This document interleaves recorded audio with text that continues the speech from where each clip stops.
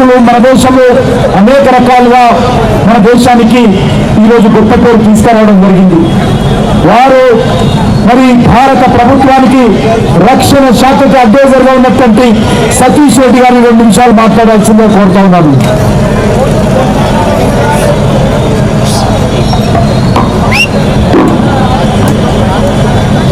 మొట్టమొదటిగా చెప్పాల్సింది ఏంటంటే, ఈ జరిగినటువంటి ఆపరేషన్ సింధూర్, దాని తర్వాత జరిగినటువంటి ఒక రకమైనటువంటి యుద్ధంలో భారతదేశం పూర్తి పైచేయిని సాధించి వన్ సైడెడ్ యుద్ధంగా నడిచింది. ఈ యుద్ధంలో భారతదేశంలోనే తయారైనటువంటి ఆయుధాలని పరికరాలని వాడటం జరిగింది. నరేంద్ర మోడీ గారు ప్రభుత్వంలో ప్రధానమంత్రిగా వచ్చిన తర్వాత ఈ దేశంలోనే యుద్ధ ఆయుధాలు తయారు కావాలి, పరికరాలు తయారు కావాలి అని చెప్పారు. మన శాస్త్రవేత్తలు ఇక్కడ రకరకాలైనటువంటి పరికరాలని, ఆయుధాలని గత 10 సంవత్సరంలో తయారు చేశాం. సైన్యం అంతా కూడా భారతదేశంలో తయారైనటువంటి ఆయుధాలతో నిండిపోయింది. సైన్యం భారతదేశంలో ఉన్నటువంటి శాస్త్రవేత్తలతో కలిసి పనిచేసి ఈ పరికరాలను ఎలా వాడాలో పూర్తి క్షుణ్ణంగా నేర్చుకున్నారు.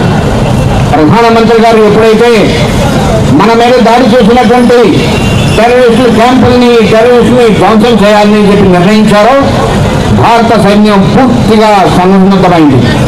ఏ ఆయుధాన్ని ఎలా వాడాలి, ఎట్లా వాడాలి, ఏ రకమైనటువంటి సామాన్య పౌరులకి ఎలాంటి నష్టం కలిగించకుండా చేయాలని చెప్పి ఆలోచించి పూర్తిగా అక్కడ ఉన్నటువంటి టెర్రరిస్టుల క్యాంపులు మాత్రమే ధ్వంసం చేశాం. ఎవరికి ఏ రకమైనటువంటి నష్టం కలిగించకుండా ప్రపంచం అబ్బుడిపోయేటువంటి రీతిలో ఉత్త టెర్రరిస్టుల క్యాంపులను నాశనం చేశాం.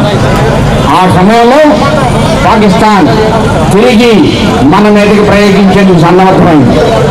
మన మీదకి మొదట ఏమేమి ప్రయోగించింది. మనం స్వదేశీయంగా తయారు చేసినటువంటి ఆకాశక్షిపణులు వాడారు మన వాళ్ళు. వచ్చినటువంటి ప్రతి యూఏని ఇక్కడి నుంచి పోవడం, ధ్వంసం చేయడం, ఒక్క యూఏని కూడా భారతదేశంలో వచ్చి మనకి ఎక్కడ ఈ నష్టాన్ని కలిగించకుండా ఆపాం. దాని తర్వాత యుద్ధ విమానాల్లో వాడారు. ఈ యుద్ధ విమానంలో కూడా మన ఆకాశక్షిపణి సర్ఫేస్ టు ఎయిర్ మిసైల్ పోయి అక్కడ యుద్ధ విమానం లైటము మనం పోయి వాటిని ధ్వంసం చేయడం చేశాం. ఇదే కాకుండా పాకిస్తాన్లో ఉన్నటువంటి ఈ రకమైనటువంటి చదువులకు పాల్పడకుండా అక్కడ ఉన్నటువంటి రేడార్ వ్యవస్థలను కూడా నాశనం చేశారు. మన దగ్గర అలాంటి క్షిపణులు, బాంబులు అన్నీ ఉన్నాయి.